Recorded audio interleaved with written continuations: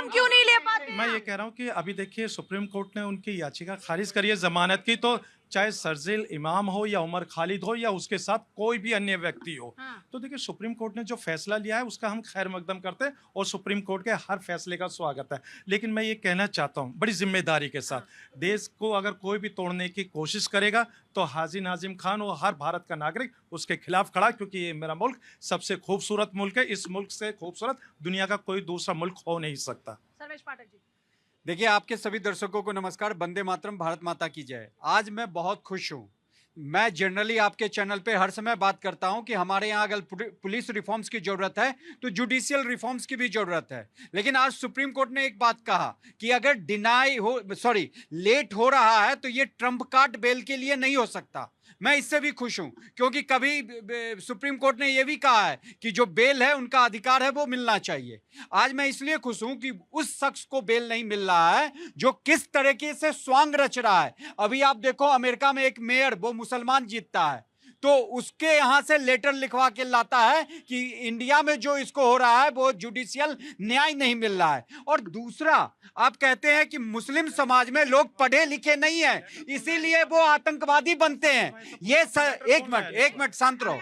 दूसरी बात, झूठ तो तुम बोलते हो भाई मेरे। आप लोग झूठ यही बोलते हैं। जाके वहां से लेटर इशू करवा के आए हैं। वो ममतानी से मिल के आया, उसकी मां, कोई वो एविडेंस है? भारत का। आपके पास कुछ एविडेंस है पागल हो उसका? क्या? बोल अरे रहे थे पूरे मीडिया में है और आप कहते हो एविडेंस है। आपसे सिर्फ ये पूछना चाहता हूँ कि लेटर लेने के लिए कौन गए भाई? उनके खिलाफ भी उसकी मां और सख्त से बाप सख्त गए कार्रवाई हैं। होनी चाहिए। बार-बार कह रहे हो, उसके कार्रवाई माता होनी पिताजी चाहिए। गए। अगर दूसरी देश बात, को अगर पूजा जी, तोड़ने की बात करता है, हाजी अगर नाजिम लेटर भाई, लेकर आ अपने रहा समय में है तो बोल उसके लेना। खिलाफ भी एक्शन होना अपने चाहिए। समय में बोल लेना। हाजी नाजिम और दुनिया के बहुत, भारतवर्ष के बहुत लोग कहते हैं कि मुस्लिम समाज पढ़ा लिखा नहीं है, इसके लिए उसके युवा भटक जाते हैं और आतंकवादी बन जाते हैं। अरे भाई, शर्जील इमाम जितना पढ़ा लिखा है दूसरा मुसलमान नहीं हो सकता। ये उमर खालिद जेएनयू का पास आउट है। जो white collar module Delhi blast, वही कह रहा हूं ना, वो डॉक्टर, उस पे भी मैं आ रहा था। ये इतने पढ़े लिखे होने के बावजूद भारत में ही भारत के खिलाफ साजिश करते हैं। 2500 किलो विस्फोटक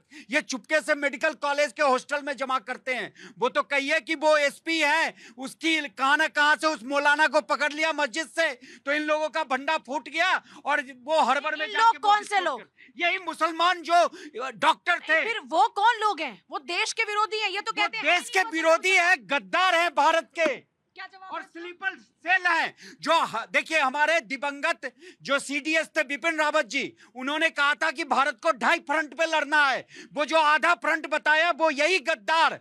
और मैं बार बार कहता हूं, ये मुसलमान ही केवल क्यों होते हैं? कहते हैं कि भैया वो गरीबी में कर गया। ये इतना पढ़ा लिखा लोग कहेगा नॉर्थ ईस्ट को अलग कर देंगे, जेएनयू का पढ़ा लिखा राइट की प्लानिंग करेगा, एग्जीक्यूशन करेगा। और ये मैं नहीं, सुप्रीम कोर्ट ने भी माना है, तभी इनको बेल नहीं दिया है। पूजा जी, क्या जवाब है हाजी नाजिम जी? हाँ देखिए, जब ये हिंदू मुसलमान करेंगे तो देश के अंदर नफरत ही हिंदू फैलेगी। मुसलमान अरे सुन नहीं, लीजिए। यहाँ पे मुसलमान इन्वॉल्व है।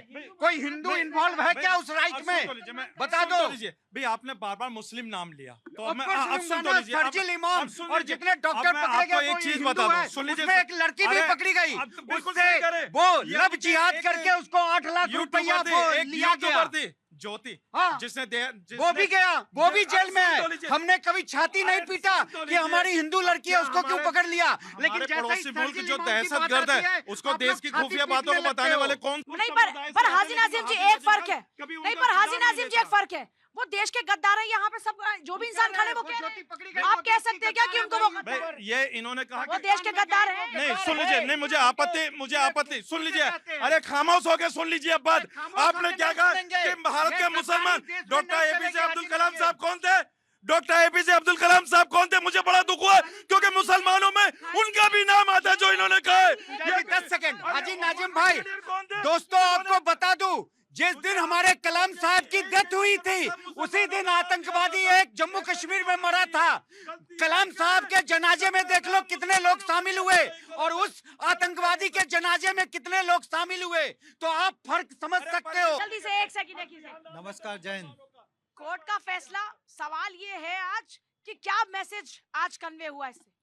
देखिए, कोर्ट के फैसले का हम स्वागत करते हैं। साफ साफ मैसेज है, जो अपराधी हैं, अपराधी तत्व हैं, जो समाज में बिखराव, बटाव और समाज के खिलाफ काम करते हैं। कोर्ट उनके खिलाफ सख्त है, उनको जमानत नहीं मिलेगी। और जैसा भी अब्दुल कलाम साहब का नाम ले रहे थे, अब्दुल कलाम साहब हमेशा कहते थे कि भारत पहले है, देश पहले है, मेरी सेवा पहले है, काम पहले है। वो कभी अपने आप को मुसलमान नहीं कहते थे। वो ये नहीं कहते थे कि शरिया मेरे लिए पहले है। जिसके लिए देश पहले हो तो वो ऐसे ही सेवा करेगा। और उनको सब अच्छा मानते हैं, सब अपना मानते हैं, पूजनीय मानते हैं, बड़ा मानते हैं। आदरणीय प्राइम मिनिस्टर मोदी जी उनके बड़े भाई के पैर छुए।